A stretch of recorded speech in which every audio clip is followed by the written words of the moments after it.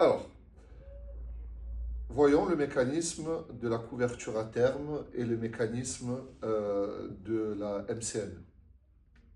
Donc, nous les utilisons pourquoi? Nous les utilisons dans un cas où une entreprise exportatrice a accordé deux facilités, deux facilités, c'est le bon mot, à son client pour gagner l'appel d'offres et pour gagner le marché. Un, elle a accepté que le client le paye dans sa devise.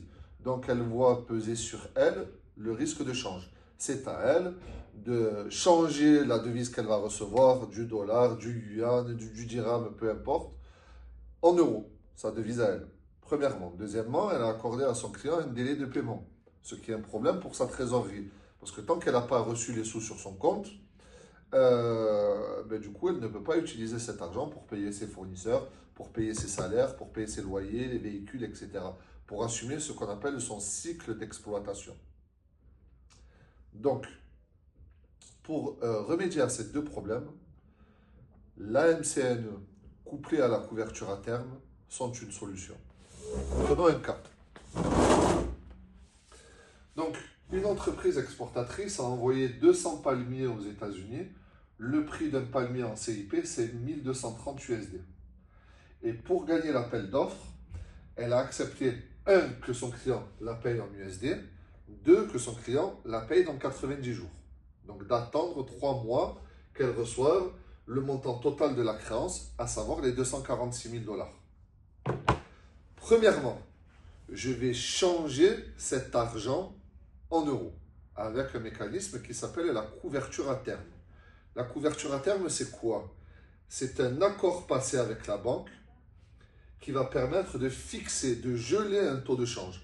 Quelle que soit l'évolution du marché, que le dollar connaisse une embellie exceptionnelle ou une chute vertigineuse, l'entreprise a un taux de change fixé. Comment faire pour connaître ce taux? D'abord, je prends le cours du jour. On nous propose toujours en commerce international deux taux. Nous sommes en import-export. Si je suis à l'import, je prends le premier taux. Si je suis à l'export, je prends le deuxième taux. Ici, on a pris le deuxième taux, 1,2020. Sur cette opération, la banque nous dit que nous sommes en déport de 0,017. Puisque c'est un déport, je fais une soustraction pour calculer le cours à terme. Si c'était un report, je ferai une addition.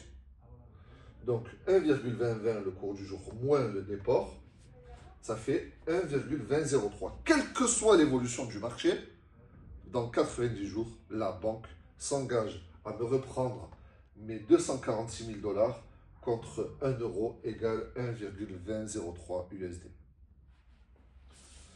Ok, je les change. Les 246 000, ça me donne 204 948,76. Grâce à la couverture à terme, je suis sûr d'encaisser dans 90 jours ce montant-là. J'ai ça grâce à la banque. Il va falloir donc que je rémunère la banque. Je dois donc prendre en compte la commission. La commission, c'est la rémunération de la banque pour le service, en l'occurrence le change qu'elle a accepté de faire. 0,12%. Donc 0,12% que j'applique toujours sur le change une fois qu'il a été fait. Donc 204 948,76 moins... pardon. J'étais à l'étape d'après. Donc 0,12% de 204 948,76, ça fait 245,93. C'est le montant que je vais devoir payer à la banque pour le change qu'elle a accepté de faire. Donc, combien l'entreprise, maintenant, va-t-elle recevoir, est sûre de recevoir avec la couverture à terme? Les 204 948,76 correspondent à la facture, moins ce qu'elle va payer à la banque, la commission. Donc, elle est sûre, grâce à la couverture à terme, quelle que soit l'évolution du taux de change, de recevoir dans 90 jours 204 702 euros et 83 centimes. Oui, mais l'entreprise, elle ne veut pas attendre 3 mois.